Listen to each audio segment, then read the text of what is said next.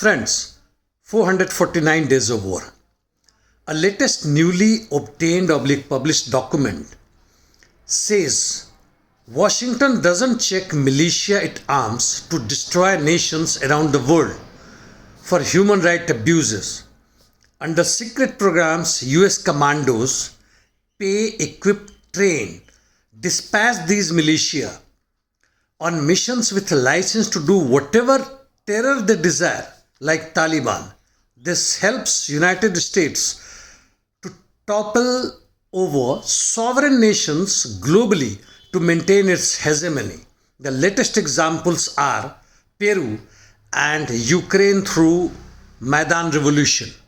Now coming to the war zone, the Russian aerospace forces started interdiction missions since yesterday night. These missions are in fact continuous in some time now, more so after huge amount of arms and ammunition started landing up in Ukraine to help Ukrainian forces. These launches were from air as well as sea, and of course the UAVs. They included Odisha, Nikolaev, Kharkov, Kherson, Ternopil, Khmelnytsky, Kiev, Vinnytsia, Poltava, Cherkasky, Dnipro, Kramatorsk, and other regions. Ukrainian forces not left behind have increased their shelling in Donetsk plus Zaporizhia region and all along the other battle lines.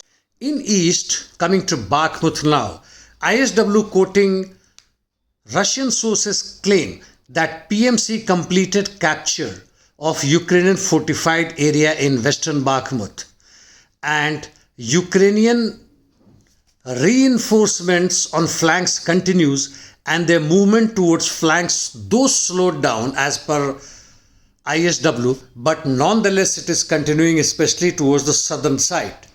They have made some gains on the outskirts of Kleshcheevka, thus threatening Kleshcheevka itself.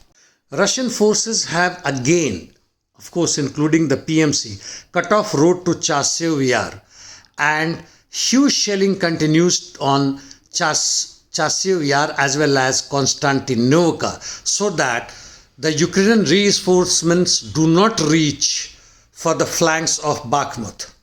The Russian and PMC troops are trying, rather have increased their efforts to clear the rest of the Bakhmut in western side. In south, Ukrainian forces continue strengthening in Zaporizhia, Dnipropetrovsk, Kherson region, and their troop level is close to 55 to 70,000, and other forms of long-range missiles, artilleries, etc. are being reinforcement before they start their major offensive. Ukraine blew up a railway track in Crimea through sabotage. In north, Ukrainian forces shelling has increased, especially in Kursk on power sectors and other regions. The Russian forces carried out limited offensive northwest of Kupiansk and along Swatovo criminal line. They made some territorial gains near Kleshcheevka, which is 7 km northwest of Kupiansk, and Novoselivsky, and pushed Ukrainian forces to Oskil River. And this is another gains after Kleshcheevka. This is the general situation along and behind the battle zones all over, where both the forces have increased their shelling, counter-shelling, interdiction missions, and from Ukrainian side more and more sabotage both in north and south.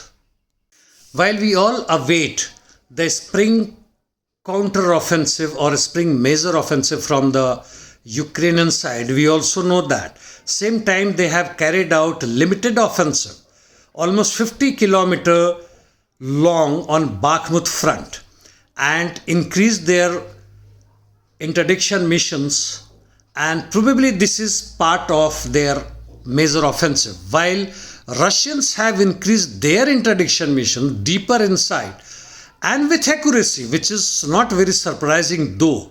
but still they are able to minimize the effect of the flow of arms and ammunition that is coming from the USA and NATO forces. This picture is of 3 Jewish men who survived atrocities of Auschwitz concentration camp and came together after 73 years in 2019. Thank you, friends.